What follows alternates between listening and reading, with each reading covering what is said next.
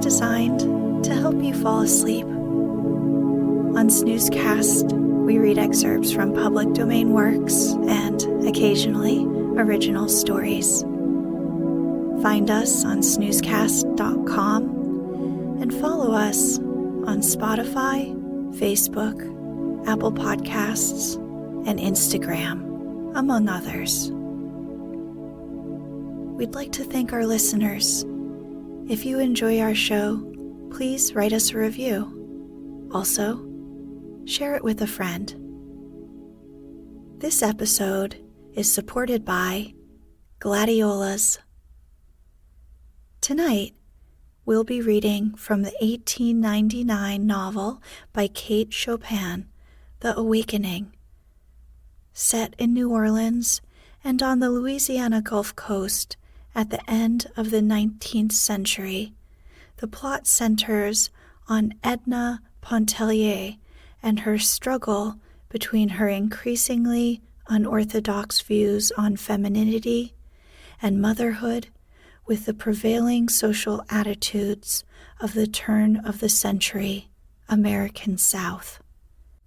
The Awakening is widely seen as a landmark work of early feminism and a precursor of American modernist literature.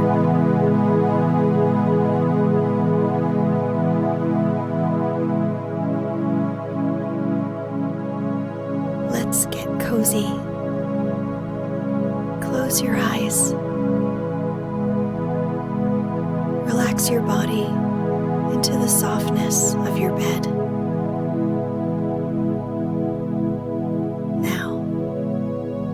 Take a few deep breaths.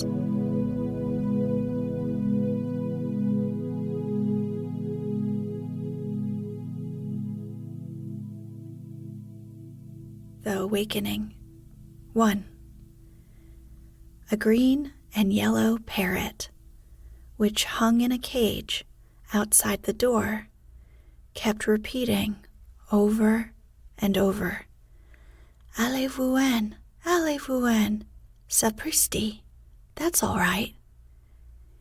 He could speak a little Spanish and also a language which nobody understood, unless it was the mockingbird that hung on the other side of the door, whistling his fluty notes out upon the breeze with maddening persistence. Mr. Pontellier, unable to read his newspaper with any degree of comfort, arose with an expression and an exclamation of disgust.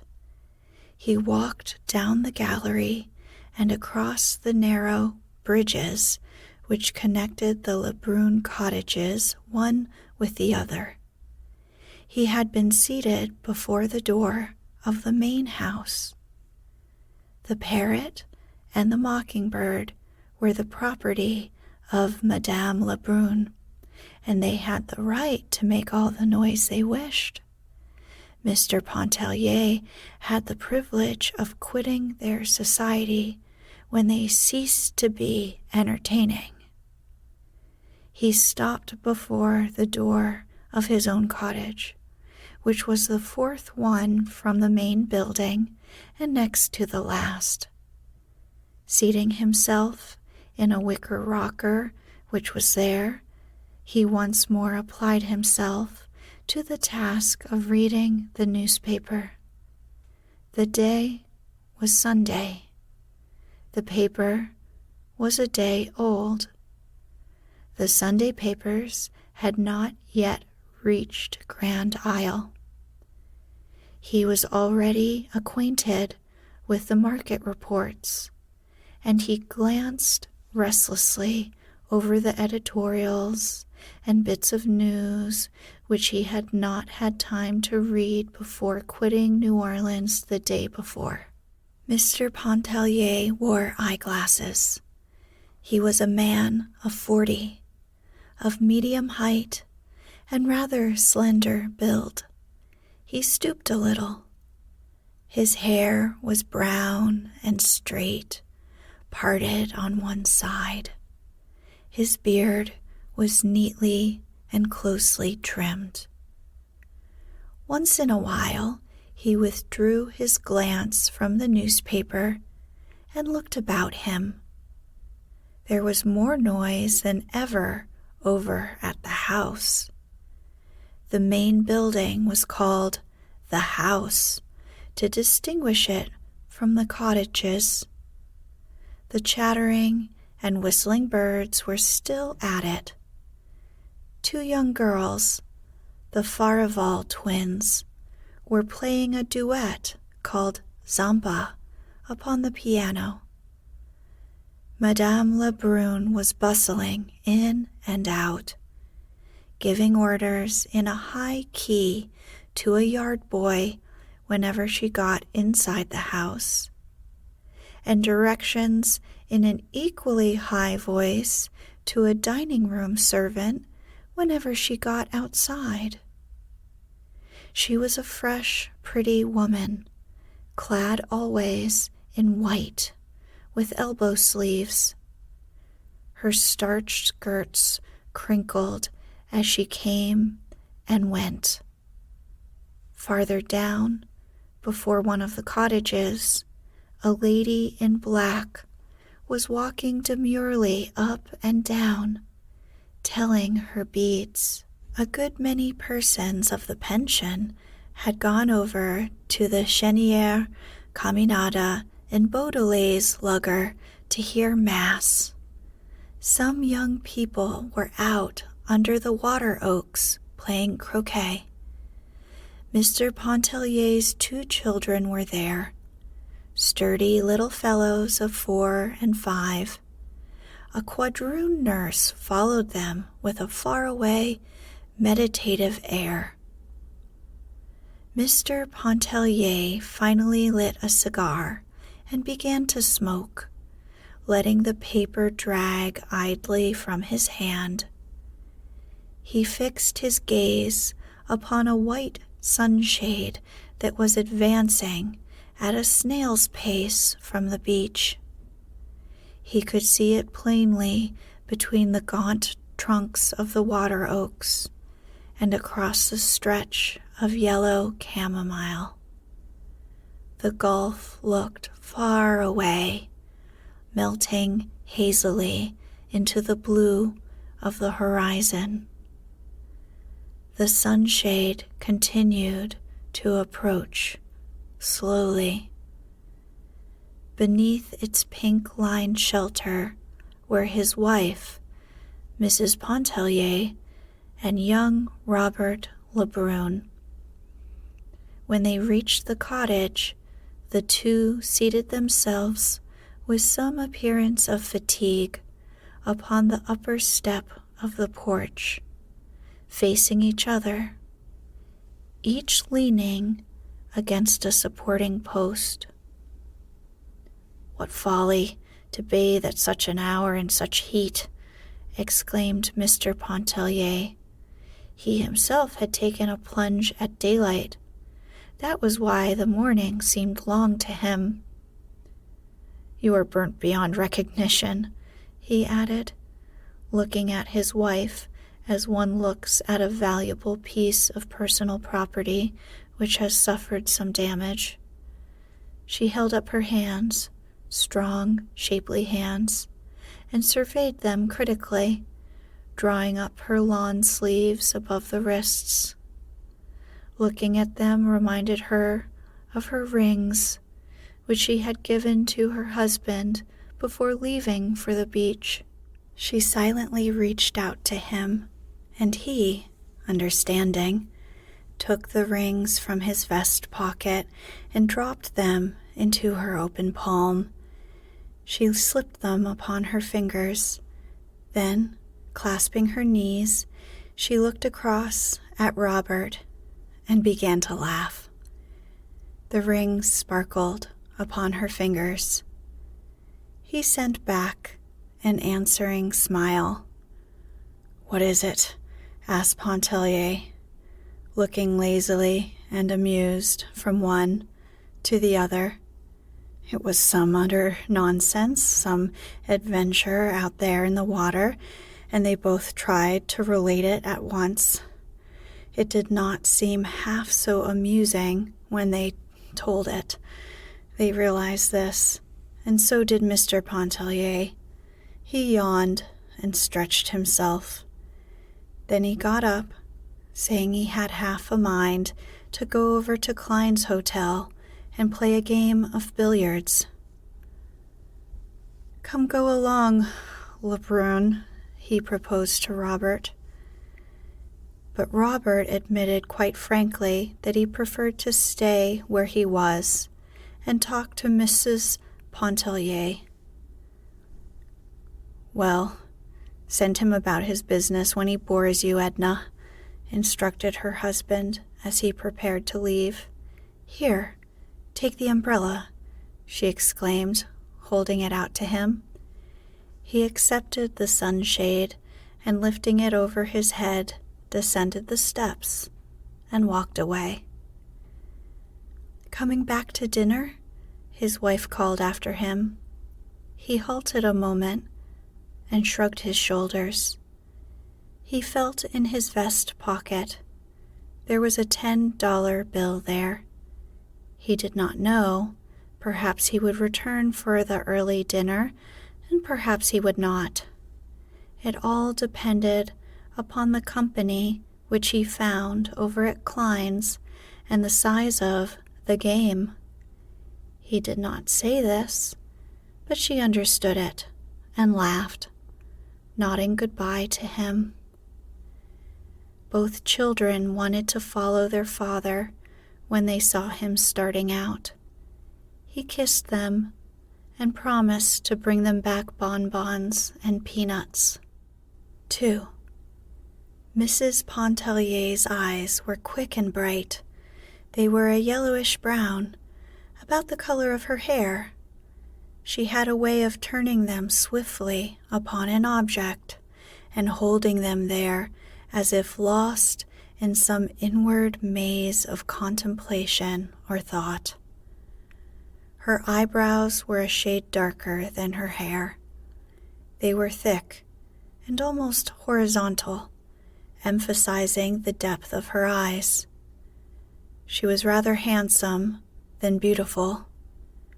Her face was captivating by reason of a certain frankness of expression and a contradictory, subtle play of features.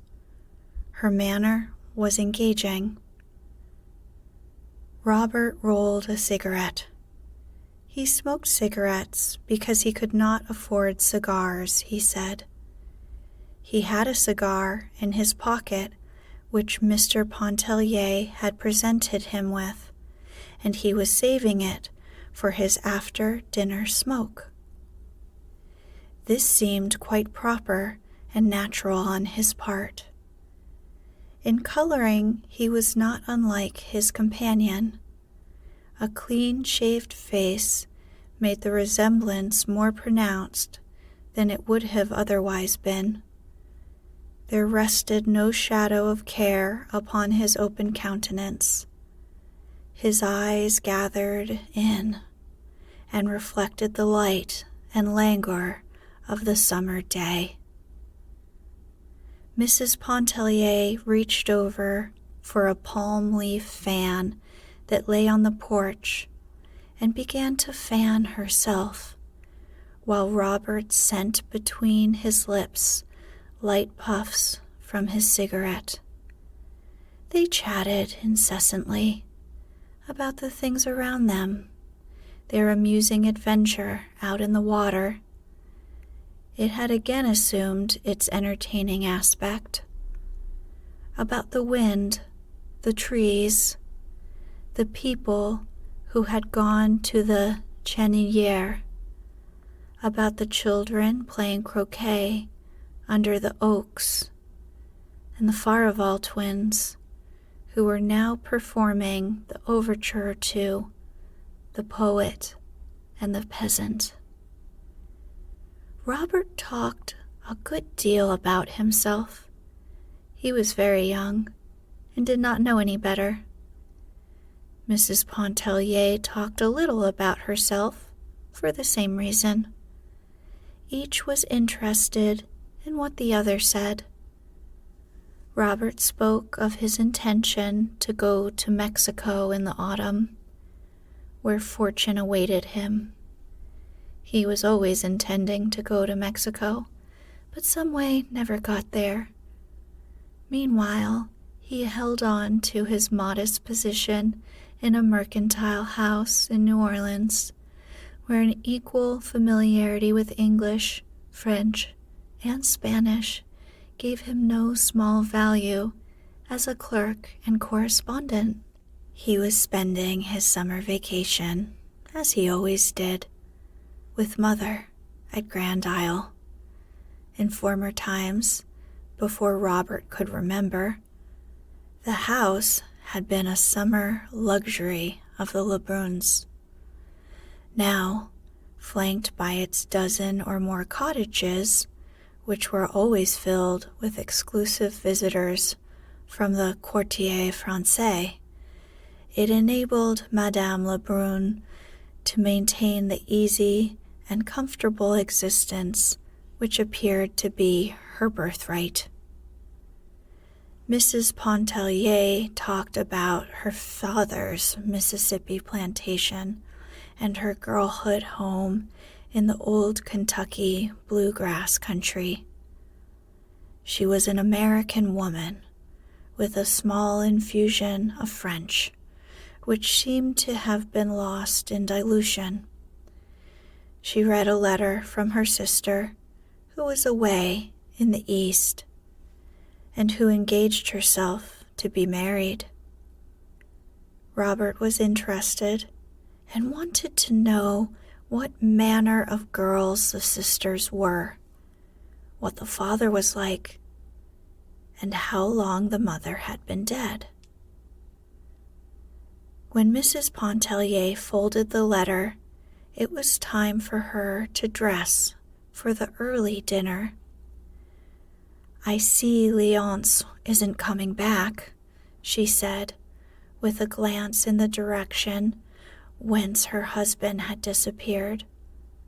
Robert supposed he had not, as there was a good many New Orleans clubmen over at Klein's. When Mrs. Pontellier left him to enter her room, the young man descended the steps and strolled over toward the croquet players where, during the half hour before dinner, he amused himself with the little Pontellier children, who were very fond of him. 3. It was 11 o'clock that night when Mr. Pontellier returned from Klein's hotel. He was in an excellent humor, in high spirits, and very talkative. His entrance awoke his wife, who was in bed and fast asleep when he came in. He talked to her while he undressed, telling her anecdotes and bits of news and gossip that he had gathered during the day. From his trousers pockets, he took a fistful of crumpled banknotes and a good deal of silver coin, which he piled on the bureau indiscriminately with keys, knife, handkerchief, and whatever else happened to be in his pockets. She was overcome with sleep and answered him with little half-utterances. He thought it very discouraging that his wife, who was the sole object of his existence, evinced so little interest in things which concerned him, and valued so little his conversation. Mr. Pontellier had forgotten the bonbons and peanuts for the boys. Notwithstanding, he loved them very much, and went into the adjoining room where they slept to take a look at them and make sure that they were resting comfortably.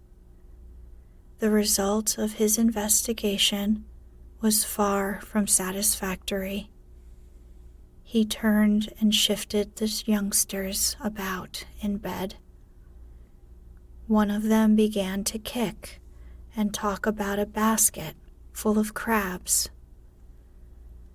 Mr. Pontellier returned to his wife with the information that Raoul had a high fever and needed looking after.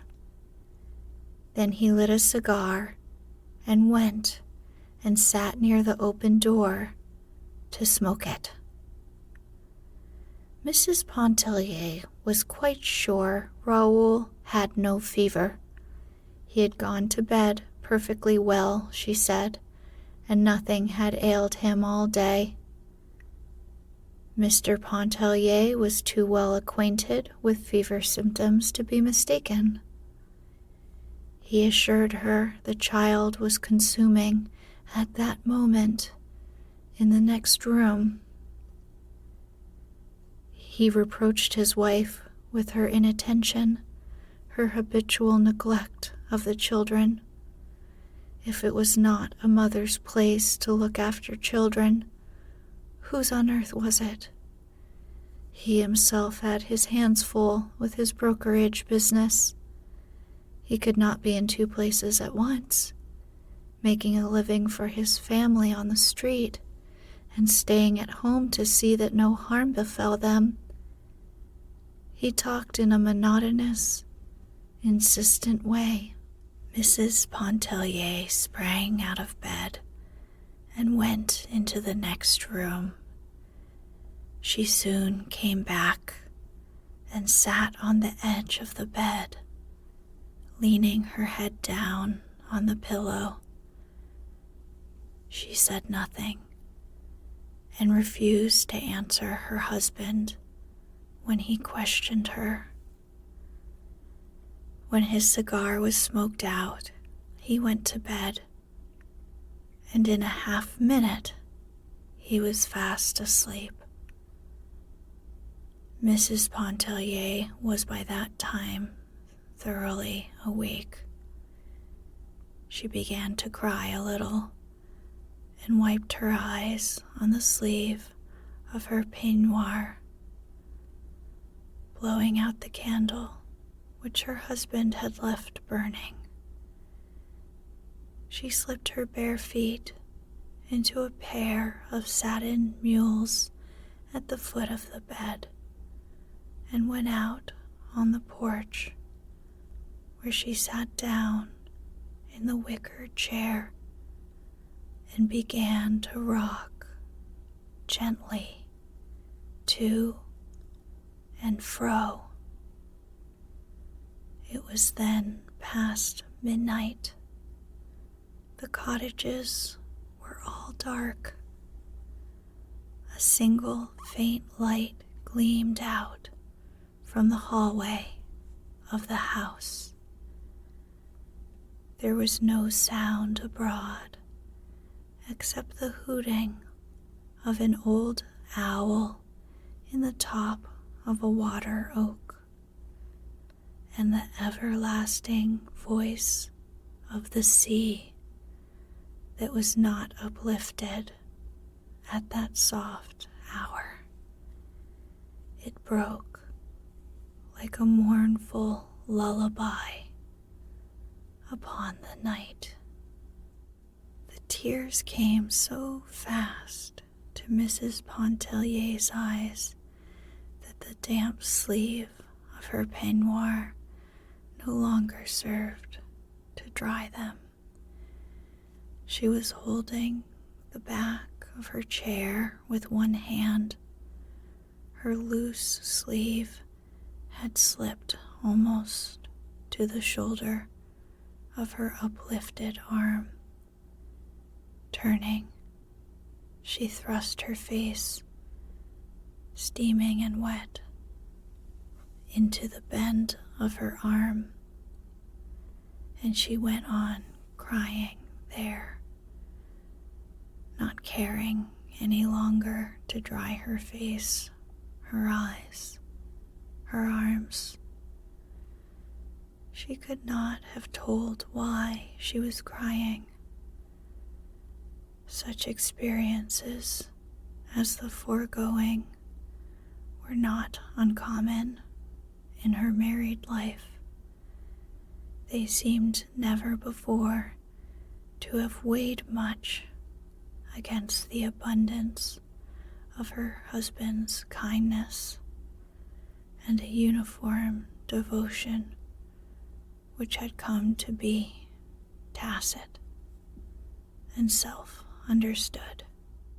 An indescribable oppression which seemed to generate in some unfamiliar part of her consciousness filled her whole being with a vague anguish. It was like a shadow, like a mist passing across her soul's summer day.